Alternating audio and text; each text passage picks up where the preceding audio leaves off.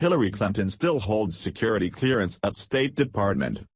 The crimes committed by Hillary Clinton and her cronies continue to mount, and as they do, the left-wing media is scurrying to cover them all up.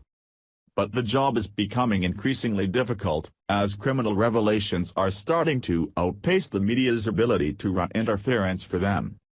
Even though the coward James Comey ultimately decided to not pursue criminal charges against Hillary, he did admit that she engaged in illegal activity.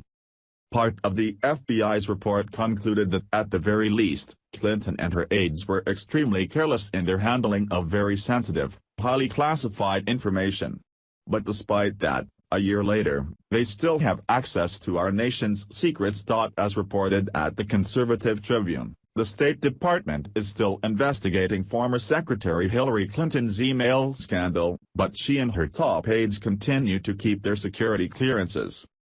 The shocking revelation was released Friday by Senate Judiciary Committee Chairman Charles Grassley, Republican Iowa, who expressed serious concern about the glacial pace of the department's investigation. "I have repeatedly asked the State Department whether Secretary Clinton and her associates had their clearances suspended or revoked, to which the Obama administration refused to respond," Grassley wrote in a March 30 letter to Secretary of State Rex Tillerson. But with Trump as president, he's been able to find out what State has been up to. The State Department confirmed that it is continuing to review the mishandling of classified information that passed through Secretary Hillary Clinton's unauthorized email server, as she and 7 former aides retain access to sensitive information, Grassley's office said. Grassley's office said 7 aides were able to keep security clearances because the department designated them as research assistants, which has allowed them to take their State Department-issued clearance with them after their official service at the department.